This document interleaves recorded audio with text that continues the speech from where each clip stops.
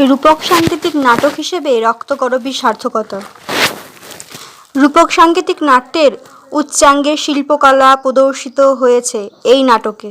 নাটকের দৃশ্য সংস্থান ও ঘটনার স্থান নির্দেশের মধ্যে কবি সুকৌশলে ইহার মূল ভাবটির সংকেত স্থাপন করিয়াছেন। রবীন্দ্রনাথ ঠাকুরের রূপক সাংকেতিক নাটকগুলি বাংলা সাহিত্যের এক অভিনব সংযোজন। এগুলির মধ্যে বিশেষভাবে উল্লেখযোগ্য রক্তকরবী নাটক। রক্তকরবী কেন রূপক সাংকেতিক নাটক তা আলোচনার পূর্বে আমাদের জেনে নিতে হবে রূপক সাংকেতিক কাকে বলে। রূপক নাটক প্রত্যক্ষ বস্তুর অন্তরালে থাকা অপ্রত্যক্ষ বস্তুর কাহিনী যখন সমান্তরাল কোনো কাহিনীর সাহায্যে নাটকে উঠে আসে এবং বাইরের কাহিনী ভেতরের কাহিনীর রূপ হিসেবে কাজ করে, তখন এই শ্রেণীর নাটককে বলা হয় রূপক নাটক। সাংকেতিক নাটক শুধু কাহিনীর সাহায্যে নাটকের উদ্দেশ্য ও বক্তব্য যখন উপস্থাপিতকরণ সম্ভব হয় না, তখন নাট্যকার সেই কাহিনীর সঙ্গে কিছু সংকেত বা প্রতীকের সাহায্যে নিজের বক্তব্যকে নাটকে তুলে ধরেছেন। এই নাটকগুলিকেই বলা হয় সাংকেতিক নাটক। রূপক নাটকে স্পষ্টতা থাকলেও সাংকেতিক নাটকে ব্যবহৃত সংকেত বা প্রতীক আমাদের পরিচিত শব্দ স্পর্শের জগৎ থেকে এক অতীন্দ্রিয় অনুভূতির জগতে পৌঁছে দেয়। রূপক নাটকের আবেদন শ্রোতা বা পাঠকদের বুদ্ধির কাছে, সাংকেতিক নাটকের আবেদন বোধের কাছে। রূপক নাটকের সমাপ্তি দর্শককে তৃপ্তি দেয়। সাংকেতিক নাটকে চরিত্রগুলি যেন স্বপ্ন জগতের বাসিন্দা।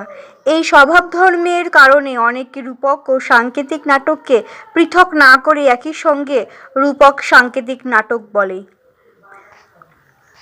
রক্তকরবী রূপক সাংকেতিক। রবীন্দ্রনাথ ঠাকুর এই রক্তকরবী নাটকটি একই সঙ্গে রূপক ও সাংকেতিক। এই নাটকে বড় একটি প্রতীক বা সংকেত জালের আবরণ। জালের আড়ালে একজন রাজা আছেন এবং তার ইচ্ছার এক প্রকার বাধ্য হয়ে যেন খনির গর্ভে নেমে তাল তাল সোনা তোলার কাজে ব্যস্ত খোদাইকর শ্রমিকের দল। বাহ্যবস্তু সংগ্রহের নেশায় রাজা তার শুভচেতনাকে বিসর্জন দিয়ে জড়বস্তুকেই জীবনের কাঙ্ক্ষিত করে তুলেছে বলে তার জড়শক্তির সঙ্গে বেঁধেছে তার নিজেরই প্রচ্ছন্ন প্রাণশক্তির বিরোধ। জাল এখানে সেই সোনা সংগ্রহের নেশা যার মধ্যে রাজা নিজের অজান্তেই বন্দী হয়ে আছে। এই জাল বা সম্পদেরই নেশা তাকে পরিচিত মানব জগৎ থেকে বিচ্ছিন্ন করেছে। যারা তার যক্ষপুরীর সোনা সংগ্রহের প্রতিক্রিয়ার সঙ্গে কোনো না কোনো প্রকারে যুক্ত, সেই অধ্যাপক, মোড়ল, সর্দার, খোদাইকরের দলও তার থেকে স্বতন্ত্র। তার অধীনস্থরা তাকে ভয় পায় বলে সে কখনো কারোর আপন হতে পারে না। কিশোর প্রাণের আনন্দে নন্দিনীকে যে রক্তকরবী ফুল এনে দেয়, সে রক্তকরবী একটি বিশেষ সংকেত। রক্তকরবীর লালাভা বেদনার এবং প্রতিকূলতার মধ্যেও বেঁচে থাকা বিজয়ী প্রাণীর প্রতীক। রক্তকরবীর অলঙ্কার নন্দিনীর সর্বাঙ্গে। তাকে রঞ্জন আদর করে ডাকে রক্তকরবী, বলে নন্দিনী ও সহজ আনন্দ, সৌন্দর্য, প্রেম ও বিজয়ী প্রাণশক্তির প্রতীক। রক্তকরবী ও নন্দিনী সমার্থক, তাই রক্তকরবীর সংকেত এই নাটকে খুব তাৎপর্যপূর্ণ। কিন্তু কিশোর ও নন্দিনীর মধ্যে অনেকখানি এবং রঞ্জনের মধ্যে প্রায় পুরোপুরি সাংকেতিক আছে। আপাতদৃষ্টিতে রক্ত মাংসের মানুষ হলেও এরা কেউই পুরোপুরি বাস্তব চরিত্র নয়। বিশুকে সম্পূর্ণ বোঝা যায় না। রাজার শুভ চৈতন্য উদ্বোধনে নন্দিনীকে সবচেয়ে বেশি সাহায্য করেছে সে, অথচ নিজের জীবনে হয়েছে পথহারা। তার সংলাপ ও গানের বহু স্থানে সাংকেতিকতার ইঙ্গিত স্পষ্ট। সে নন্দিনীকে ভালোবাসে, যে দুঃখ পেয়েছে তাকেই প্রাণের সম্পদ রূপে বরণ করে বলেছে, আমি রঞ্জনের ওপিঠ যে পিঠে আলো পড়ে না, আমি অমাবস্যা।